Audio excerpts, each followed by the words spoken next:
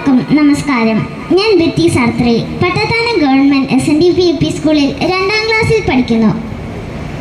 ഇന്ന് നമ്മളിവിടെ കൂടിയിരിക്കുന്നത് കവിതയോടും പാട്ടോടും വരയോടും കൂടിയാണ്. കാരണം സമരങ്ങൾക്ക് ശബ്ദം കൊടുക്കുവാനുള്ള ഏറ്റവും വലിയ ആയുധങ്ങൾ ഇവയാണ്. ഒരു കവിതയ്ക്ക് ചിലപ്പോൾ ഒരു നിയമത്തെ പോലും ചോദ്യം ചെയ്യാൻ കഴിയും. ഒരു പാട്ടിന് ഉറങ്ങുന്ന മനസ്സുകൾ പോലും ഉണർത്താൻ കഴിയും. നമ്മുടെ രാജ്യത്തിൻ്റെ ഭാവി നമ്മുടെ കൈകളിലാണ്. വിദ്യാഭ്യാസം എന്നത് വെറും പരീക്ഷ ജയിക്കുന്നതല്ല. അത് ചോദ്യങ്ങൾ ചോദിക്കുവാനും തെറ്റിനെ തെറ്റെന്ന് പറയുവാനും നന്മയ്ക്ക് വേണ്ടി നിലകൊള്ളാനും നമ്മെ പഠിപ്പിക്കണം. അതുകൊണ്ടാണ് ഇന്നത്തെ ഈ കൂട്ടായ്മ ഇത്ര പ്രധാനമാകുന്നത്.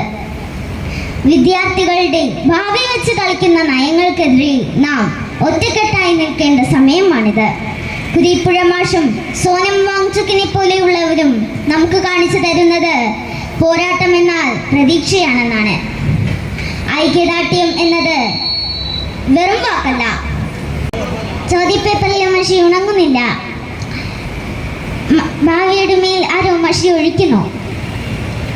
നാം മൗനം വെടിഞ്ഞ് പേനയുയർത്തി വരച്ചിടാം നീതിയുടെ വരികൾ. കവിതയാകട്ടെ നമ്മുടെ ആയുധം, പാട്ടാകട്ടെ നമ്മുടെ മുദ്രാവാക്യം. ചിന്നക്കട മുഴങ്ങട്ടെ ഒറ്റ ശബ്ദത്തിൽ. ഇന്ത്യൻ യുവത ഉണരുകയാണ്. നമ്മുടെ ശബ്ദം ഒന്നാകട്ടെ, നമ്മുടെ പോരാട്ടം ബലം കാണട്ടെ എന്ന പ്രതീക്ഷയോടെ ഞാനൊരു കവിത ചൊല്ലാം. പുലരിയോ നോവിൻ്റെ പുഞ്ചിരിയോ. എഴുതിയത് KN കുറുപ്പ്.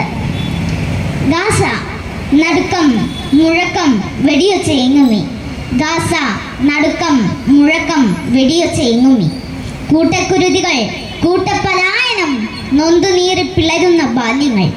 കൂട്ടക്കുരുതികൾ കൂട്ടപ്പലായനം നൊന്തുനീറി പിളരുന്ന ബാല്യങ്ങൾ. ചത്ത മനുഷ്യൻ്റെ ഗന്ധം പരക്കുന്നു പച്ച മനുഷ്യൻ്റെ ആർത്തനാദങ്ങളും. ചത്ത മനുഷ്യൻ്റെ ഗന്ധം പരക്കുന്നു പച്ച മനുഷ്യൻ്റെ ആർത്തനാദങ്ങളും. കതിനകൾ പൊട്ടുന്നു, ഭയശങ്കയുണരുന്നു, ലോകമെങ്ങും നടുങ്ങും പ്രതിഷേധം. മതവർഗ വിദ്വേഷം, അഹിതകർമ്മങ്ങളും ജനഹിതരോഷവും ജന്മപാശങ്ങളും. മതവർഗ വിദ്വേഷം, അഹിതകർമ്മങ്ങളും ജനഹിതരോഷവും ജന്മപാശങ്ങളും.